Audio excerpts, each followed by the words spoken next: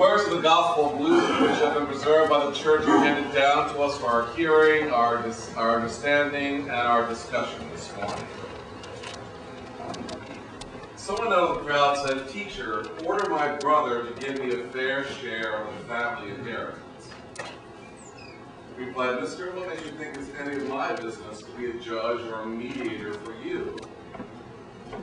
Speaking to the people, he went on, "Take care.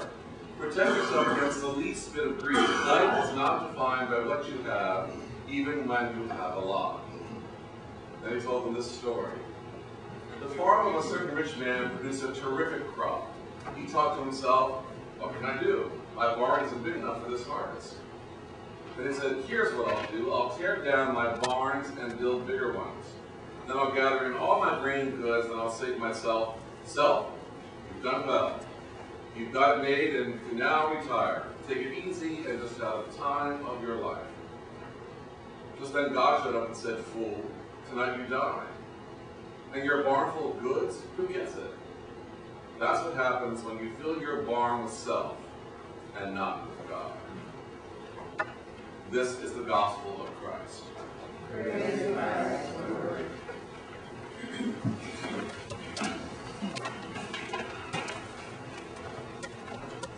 I'm sure with a certain twist to it, reword it a little bit, Joanne, could fit that on the sign, be very good. That's what happens when you fill your barn with self and not with God.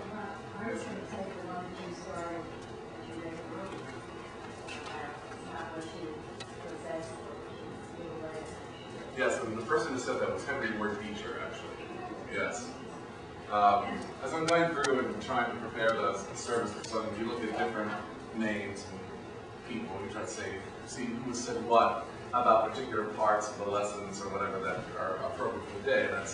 That's Henry Ward Beecher's, Gary Beecher Stowe's brother, a great preacher. That's his thought from the 19th century. As I was choosing the poem for this morning, and I was thinking about you as I was reading, I was saying, I was going to say to David, what was that about? I didn't get that at all. Is that what you were thinking? You know, last time I had a really long one, I thought, you looked at David, so like. But I thought about Ray in the part of it there, because this is one part, Ray, did this speak to you at all? Where it said,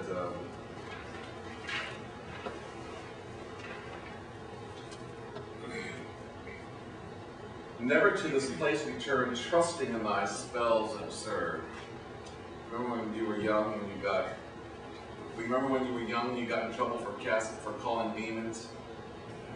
Do you remember that story? When you were young, you got in trouble for calling in the demons. Yeah. Yeah, I'm trying to summon the demon. Yeah. And what happened? We got 2 cops. Yeah.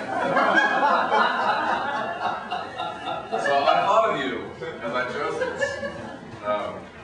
Because, sometimes when you summon 2 demons, that's a good one too, summon 2 demons and you might get 2 cops.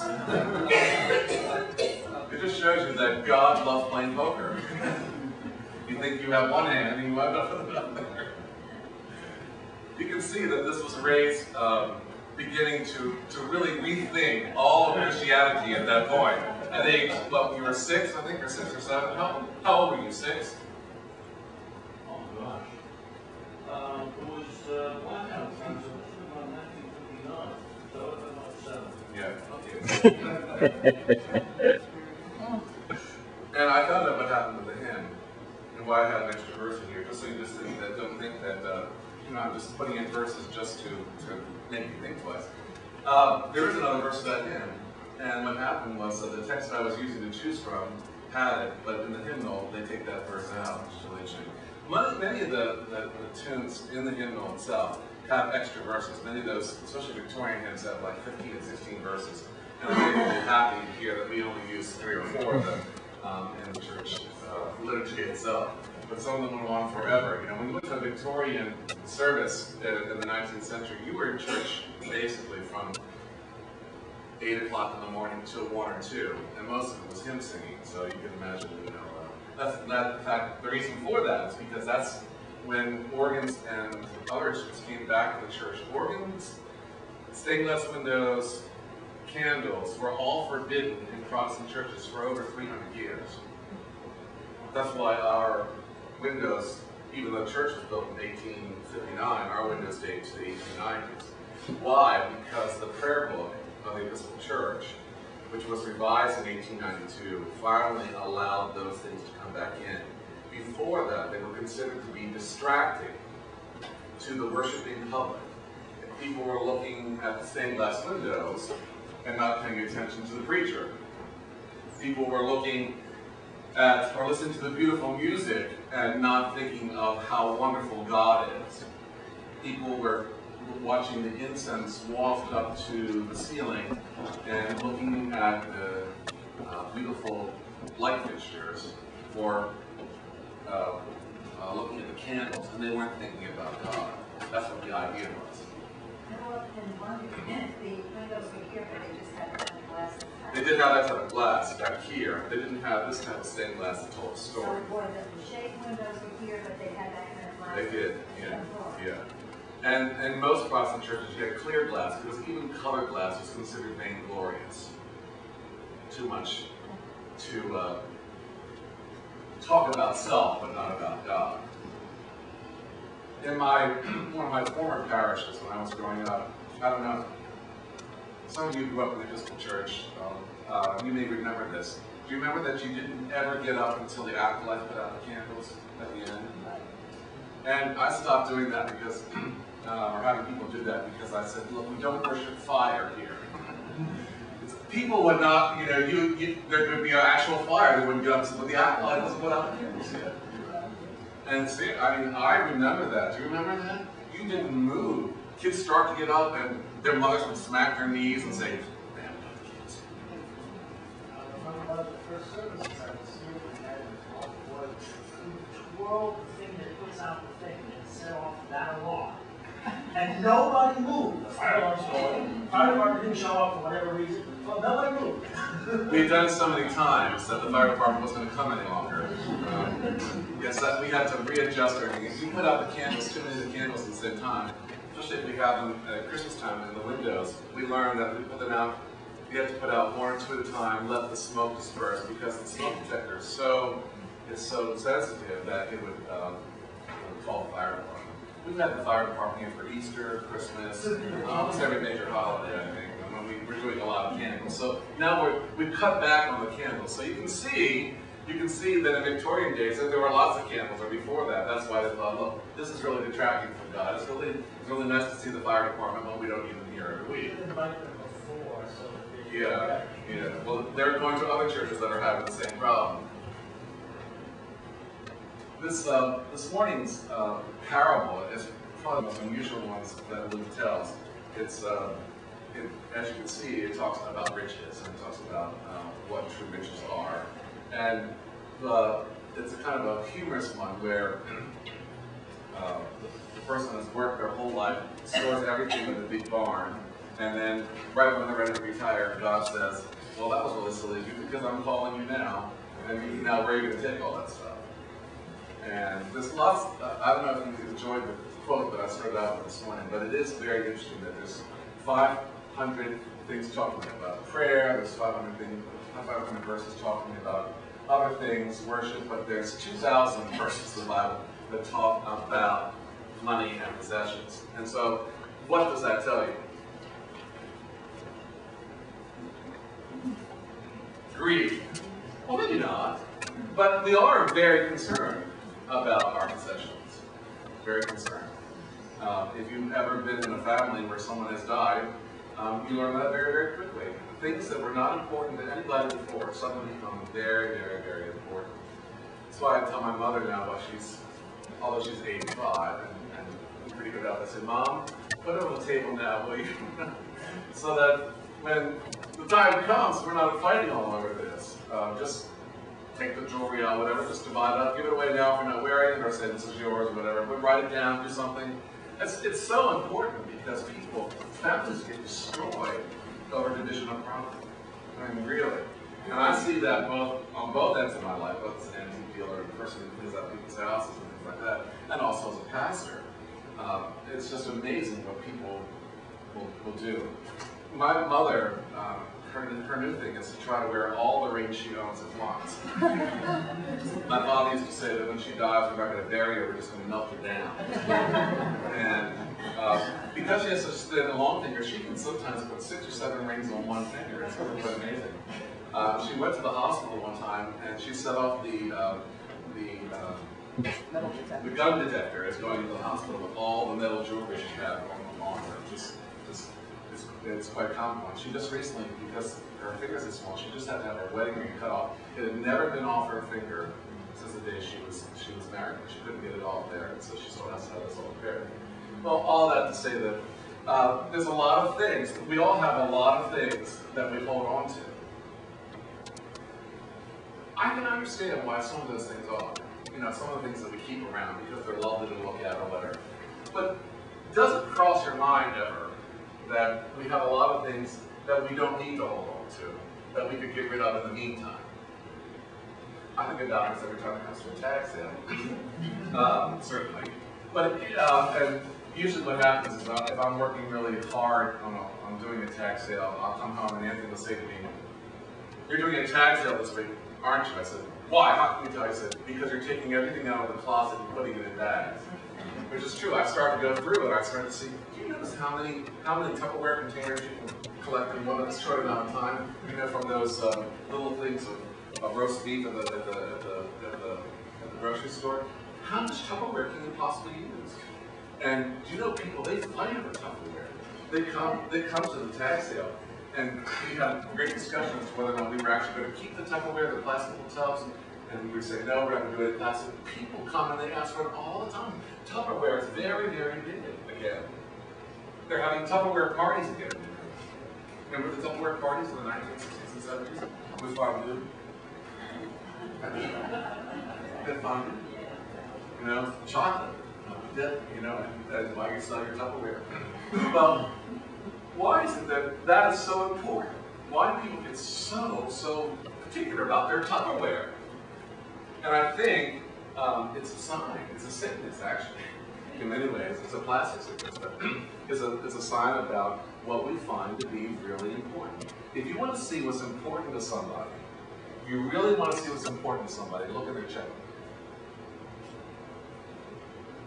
That tells you an awful lot. You find out right away what's really important to people. If you really want to see what's important to people, go open your closets when they're in the bathroom. You could begin to see very, very quickly what's important to people. How it's arranged, or you know, what's in their kitchen, all that. And you say to yourself, okay, I understand that because I have those sort of things too. But when we go to take stock of our lives and when we try to put it in order, then you think about what's really, really important. How many people here have a will?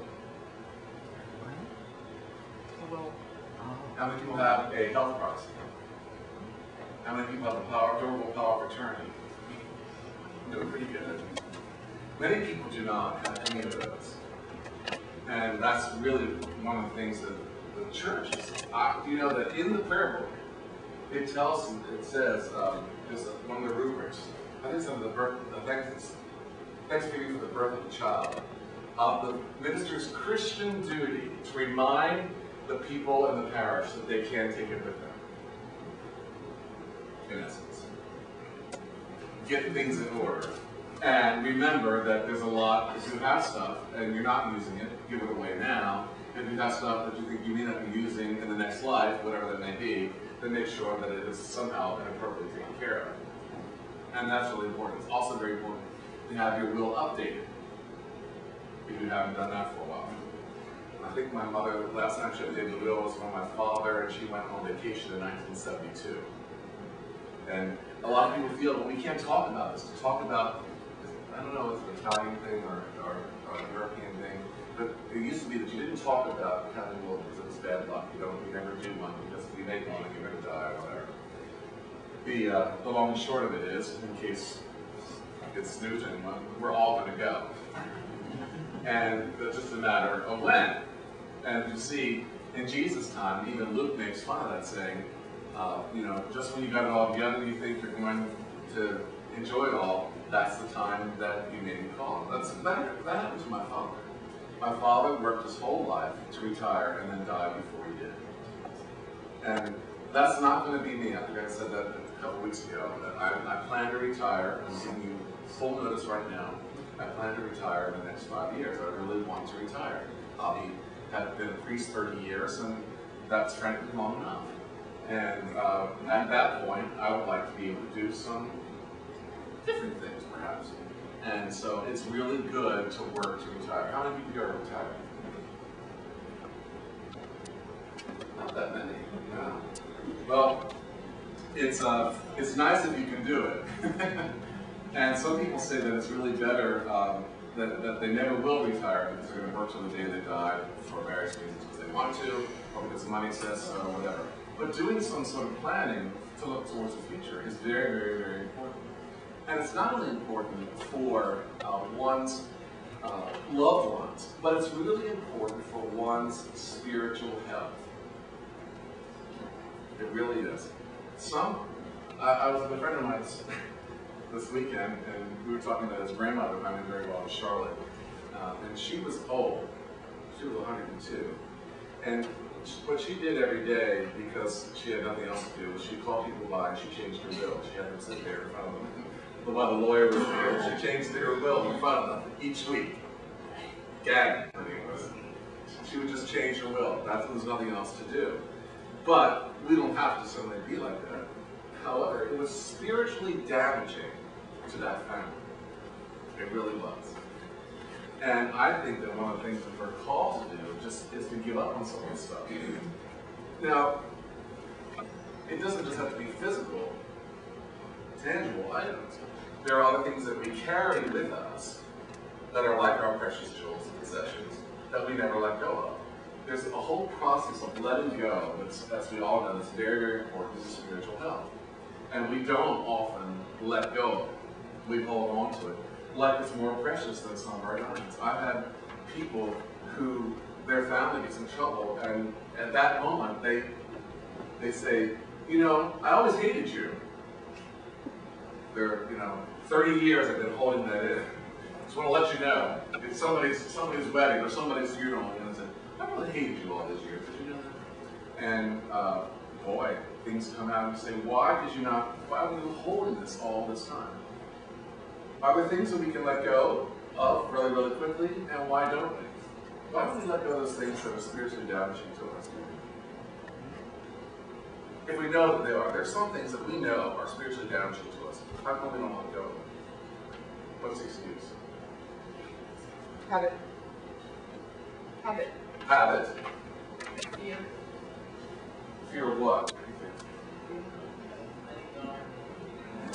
You might want maybe company even though it's dead. It's a habitual thing. We're addicted, I think, to some of the things that we hold on to. Some of the things that we hold on to today, even though it's good for us to let go of them, we may upset someone else by saying it. So it's better just to write it down, and when they're dead, someone can read it. Oh, I see what you have planned. Don't look to me to read it. People often give me these things to read at funerals. I do this thing. Why did you say this? I've been waiting to say it for 30 years. People will just leave that alone. Throw that in with them. So it's odd that we're talking about this with Scott and I yesterday at the memorial service in Tulsa. And it was very nice, and they dumped his ashes into the Hudson River. But I didn't hear one person ever say, I did quite a few funerals and memorials, never anyone said anything negative. They always say nice, positive things. And you can tell if you're watching the audience that the ones that don't get along sit opposite of each other. You weren't here, but there was someone who died while I was here years ago, who I didn't know very, very well. But there was not a lot that one could say about this person. He was not a nice person. And I didn't really know what to say. So, what do you say when there's not a lot nice to say? So the best thing I could think of was to say that it was really wonderful that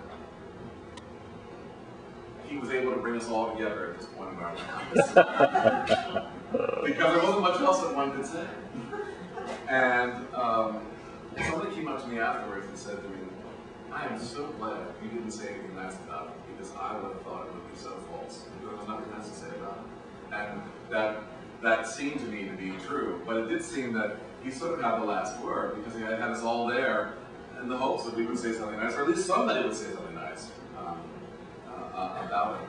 I had a friend who was very, very inventive years ago, who died, and he just wanted to have the last word, even at the end. He wrote this obituary for himself, which he had published in the paper after he died, which was a total lie, total fabrication. And he talked about the fact that Brian graduated from medical school and was a Rhodes Scholar, and made his first million. Well, this guy died poor and never got even through high school, and he made it all up.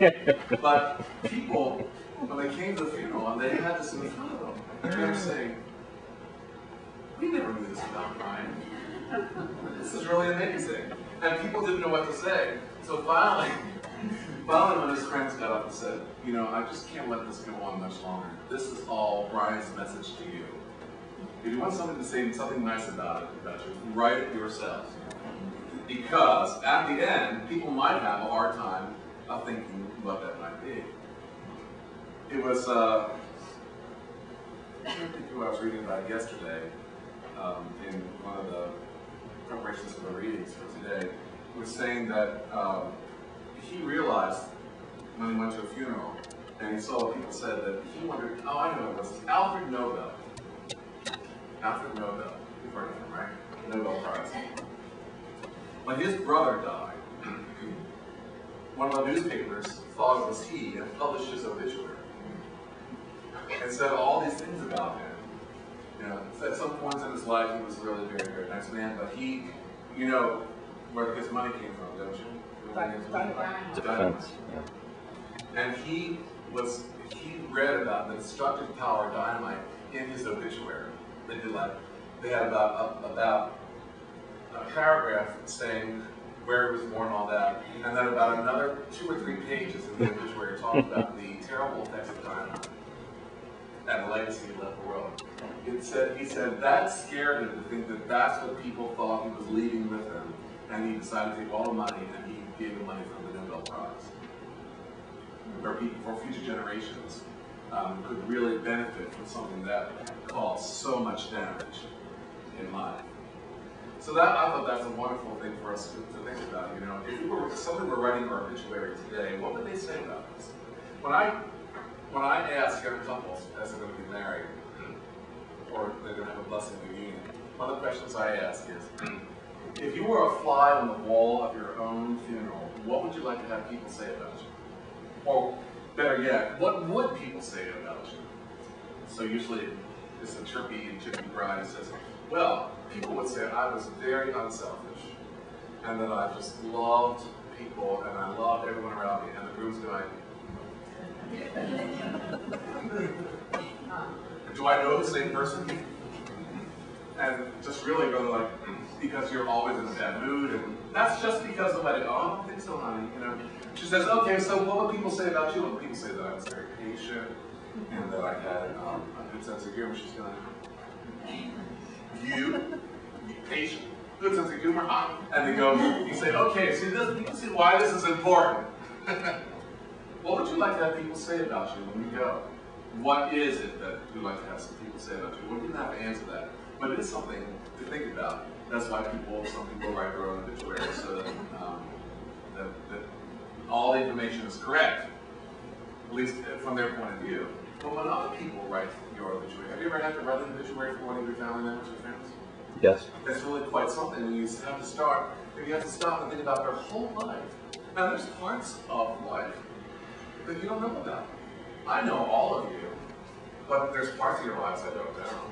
Even people that I've known for 30 or 40 years, I don't know parts of their lives. I've known Peter and Joan probably here longer than almost anybody. And if I had to write their obituaries, I'd be stuck with just the years that I knew them. I can't tell you where either of them were even born. Well, I think maybe you were born in Queens. No, see, I got it wrong. Brooklyn. Whitestone. Brooklyn, okay. No, Whitestone's in Queens. That's where he lived, but he was born in Brooklyn. And were you born in Yonkers? Oh, no, the Bronx. The Bronx, okay. So, I'd be lost just there. And these are people I've known for 30 years. But likewise, I'm sure, I bet you most of you, nobody here could say where I was born. Most people would have no idea. Had I been the past? Where was I born? Cockeysville, Maryland. Wrong. Michigan. I was born in South Baltimore, South Baltimore. Right where the ships come up and take people out. The only reason I would think Baltimore versus Cockeysville or any of those other places is probably there wasn't too many hospitals in rural.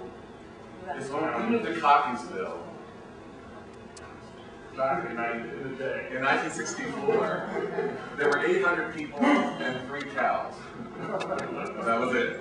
That's the town I grew up in. 1 grocery store, no movie theater, 1 church. That's where I went to Sisco. My father was Lutheran, my mother was Jewish.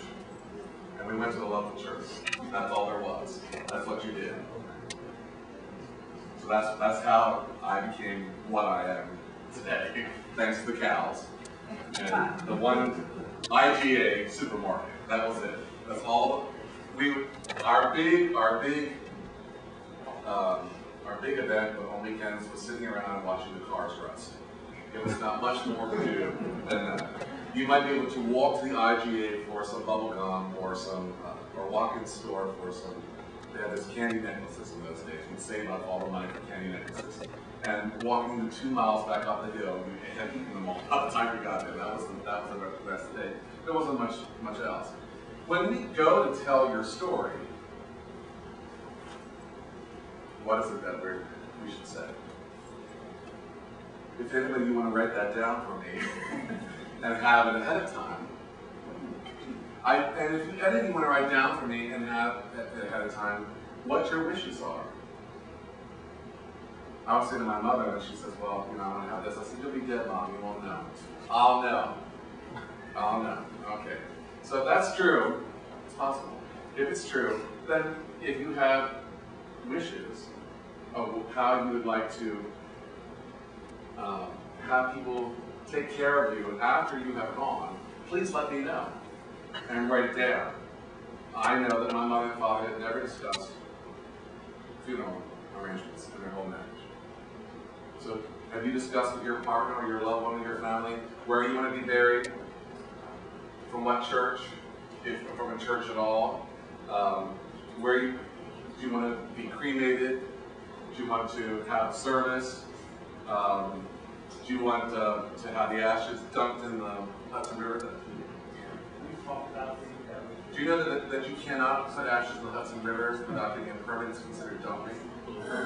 So they were able to, because the brother of the deceased was head of the parks of the state of New York. okay, so you have to think of all these things too. You may have ideas or things that would be very comforting to people who you leave behind, but if they've never been discussed and you haven't written them down anywhere, then there's just no way for anybody to know. It's important to write it. There's about 15 people in the parish, so I have your last thoughts and instructions. I have them on file. But some of those might have changed. Sometimes people's partners change, sometimes people's husbands or wives go on before them. It's all very, very different. If you haven't thought about it, it's really important to put all that together. And that's a good part of what Luke was talking about. You can see what the early community and the early church, what it was going up against, because people in the community were beginning to die that were part of the Christian community. And there had been no talk about, okay, this is called Christ. What do we do? Christianity in the early days was very socialistic, and the whole idea was that everything got given back to the church, the community.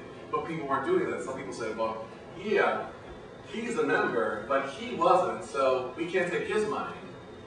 We're not entitled to his money. They said, well, yeah, but they were together. Oh, no, but once they die, it's all split up again. Have you heard this before? When people die, even if they're married to somebody else, the division goes, if there was no clear indication, then people say, well, I know that because his wife was not an Episcopalian and she didn't come to church, or because her brother was not Episcopalian and he hadn't been here for a while, whatever, he wouldn't want his money coming to XYZ. And all of a sudden the money gets divided up in the family because nobody's ever really thought about how it should be put together. And where somebody's supposed to be buried. Are they supposed to be buried Roman Catholic? Are they supposed to be buried Episcopal? that says be buried from a Jewish point of view, interfaith, non-sectarian. What? Some people were baptized in the Roman Catholic Church, but may not want to be buried from the Roman Catholic Church. Some people were baptized in the Roman Catholic Church or come to the Episcopal Church and are hopes to be buried in the Roman Catholic Church, if the church will do it. So you have to think about it, the whole process, and write it down. As you know, your friend's daughter died in the United States. Well, George is taking it all in, and there's a lot of people in the church. And as we were waiting to go to the cemetery, see the cars, and he said, listen, when I go, I have to be there, and everybody's talking about a million things, I'm not coming.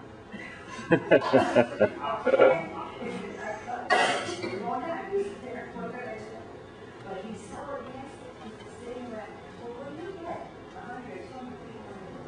He's not that staying focused on this. He started talking about her, how she lived, he started talking about her things. So to him, that's like so disrespectful. Personally, I think the church is Very quick. very person quickly, let people come to the house and keep the family and the season company and get them over that period. That's so terrible. Well, here's something you may not know, and I want you to all know, that anybody here, or any of your family members, or anyone you know, is welcome to be laid out at the church, and no funeral home costs. Any, or your friends and family. Funeral homes are nice, but they're expensive. And once the body has been embalmed, or if the body has been cremated, there's no point in, you don't have to have a service at a funeral home. You can have the body laid out right in the church. When my father died, the body was laid out in the church, and the coffin was closed because I didn't want people saying, who hadn't seen him, including my own relatives, for many years, how good he looked. That is the most inane thing that people say at funerals. Please don't ever go to a funeral home and say, oh, she looks so good. She's dead. She's not looking good, I'm telling you. She's dead. Yeah. They also say Looks so peaceful. Yeah, she's dead. So that's why in the Episcopal Church, we close the coffin. The coffin is always closed in the Episcopal funeral. It says so right in the purple. And we put a pall over the coffin so nobody can say, gee, they spent so little money on that person when he died. You can't tell.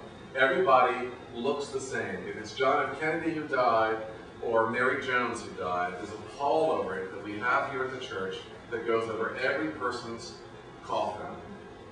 So you can't tell one way or the other, Mary from John, or how much money they had or spent. It could be a pine box. My instructions for my funeral say pine box cardboard when I go into the flames. And I think, everybody has what they want, what they would wish. But as far as the end time is concerned within this church, everybody, regardless of who they are, is welcome here and can be laid out here. And people can come and visit.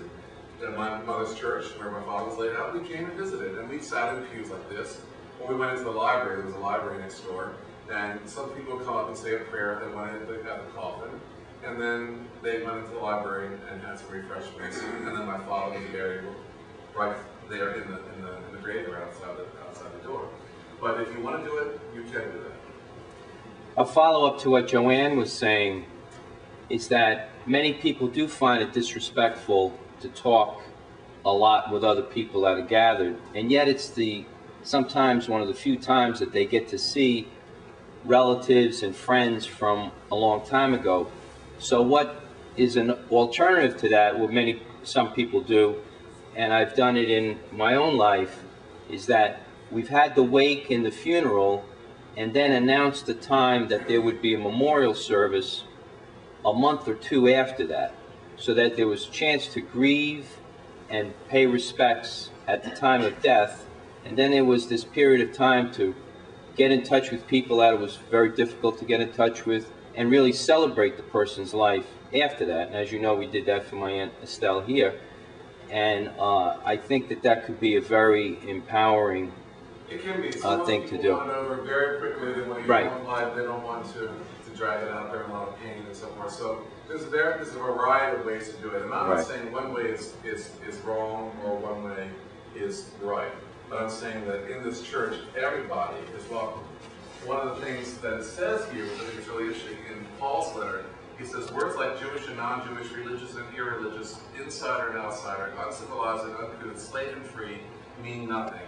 From now on, everyone is defined by Christ. Everyone is included in Christ. And that's one reason that we do what we do. Regardless of who the person was, we treat everyone exactly the same way in life, hopefully at the altar rail. The only other time, the only other opportunity we have is at their death. And everyone is treated the same way and welcome here. Is that just your church policy, or is that a Baptist church? Because in other words, if we don't die in the next 5 years, it's not going to hold up. That's correct. Hurry up and die.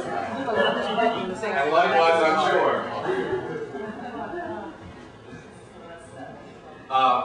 I would say that it's more and more true in most Episcopal churches, but not all. And that's why it's important to be a member of a parish and have them right. One of the things that happened to me, I asked to have my ashes interred with my parents at the cemetery in Cockeysville. The new cemetery association came along and wrote to me and said that's no longer possible. I'm not allowed to do that by law anymore. All I wanted to do was just have my ashes in an urn put in my father's grave, and then when my father was grave, you can't do it. You have to buy a whole other plot. So things that were once allowable may not be allowable by the time you get to it. That's why it's important to be up to date on all your, as they say at the hospital, getting your affairs in order.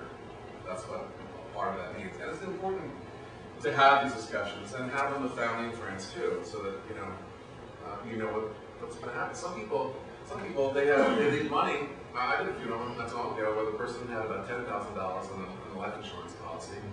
He directed that money his executive take the money, cash a check, and give a party for everybody who came. And the $10,000. We went out on a boat. We spent $10,000, and that's what he wanted to do. And we had a few drinks for him, and said goodbye, and that was great. That's exactly what he wanted. Other people want to leave that money for some worthy cause or whatever. People have their choices. Some people can do all of that. But it's important to think about it, to discuss it, to let know, and to talk to each other in community about it. It's because, as you pointed out, as many people pointed out, it's very comforting. It's just not the family that grieves, it's the community that loses also when somebody dies. And they're no longer with us. So we want to be able to be part of that also and share in that also. And people's lives change all the time. So one thing that won't change as long as I'm here is the offering that I've taught and I've said. And then, if I'm not here, for whatever reason, if I'm already gone, you can say, well, this is our policy here, this is what we've done. In good Episcopalian fashion, say, we've always done it this way, which is not true. But we can say, this is what we want to do. That's why we have a community that stands up and says these things at the proper moment. This is exactly the issues that the early church was dealing with at the time that the gospel was written and the division of property. The whole thing about, he says, someone out of the crowd said, teacher, order my brother to give me a fair share of the family inheritance. And Jesus says, mister, what makes you think it's any of my business to be a judge or a mediator over you? So that was the way of saying, don't put the church in the middle here. Have it planned out. Think about it. And be fair to yourselves and the people who you're leading. It does make a very, very, very big difference. Even though, as my mother said, well, Mom, it doesn't make a difference. George, you're going to be dead. What will you know? It's also very comforting to know and to try to follow through on the wishes of the person as they would want to do it. But if you don't know, then you have 14 opinions as to what Ray would have wanted when he goes. If you want some candid opinions of what people thought of one another in ancient times in this country, go outside Freiburg in May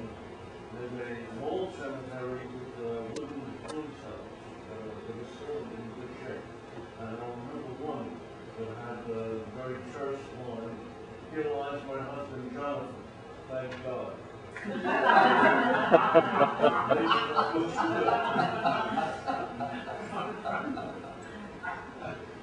There's so much I can say about You know, I had a different thought process here. And it gets, I think, to the heart of, in a lot of ways, of some of what we believe in Christianity. It says, you reply, Mister, what makes you think it is any of my business to be a judge or mediator for you? You know, I look at that and I say to myself, you know, we, in a lot of ways, think that Christ is one of the final judges of us. And here he's saying, not as Christ, but as the man, I'm not a judge. You know, he says, what makes you think? There's a difference between what makes you think and I'm not. Wow. I can say to you, Chris, I'm not a priest. And that's different than saying, what makes you think that I'm not a priest? There's a big difference in that statement. Jesus often asks the question, it's rhetorical, he doesn't expect the answer, and people are so floored by it they never give him an answer. And almost always when in the Gospels, when Jesus is asked a question, he answers it with another question. Who do people say that I am? And they say, you are the Lord, Jesus, the Master. And he says, well, who do you think I am? And then the disciples were silent, or Peter said, I think you're this or whatever.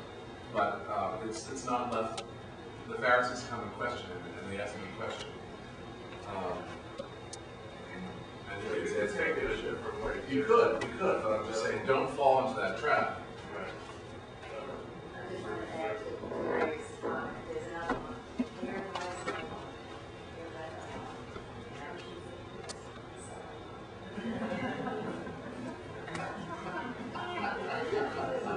Can you say that again, Joanne? We won't try any further one-upmanship on these epitaphs, but I didn't hear. Here lies my wife, so let her I've lie. spent a lot of time Now in she's cemetery, at I've seen peace, a lot of and so interesting- am I. Yes. I think my most favorite one, as I'll end for today, was my very first time on the job. I went to a new church in Yonkers, St. John's Gate Square. It was my first week there, and the rector was away. And I had to go all week to see somebody who was dying, and he was not pleased to see me. He didn't like who I was, didn't like what I stood for, and was really ticked off that the rector was away, the head honcho, and that it was not me, and that it was not him who was coming to visit me. And I would go there every day because that's what I was supposed to do, I was told. But he really didn't want to see me. He didn't like me to pray with him. He said, you know, he would say things like, God, what are you doing here? Ned Wise, I've never forgotten Ned. I don't remember most of the other people I buried, but I remember Ned. I was at Woodlawn Cemetery. Have you ever been to Woodlawn? It is, in some places, pretty precarious. It was raining. It was pouring. I'm out there in my white cassock, saying the prayers at the edge of the grave, and the ground gives way, and I fall underneath the coffin. Wow. So here I am, on the ground, with Ned above me, on the ground. Instead of helping me up, his wife looked at him and said, he always hated you anyway. Oh, wow. And I thought,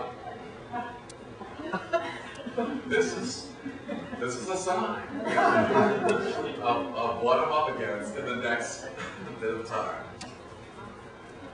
Lillian said, and then she started kicking the dirt in the grave.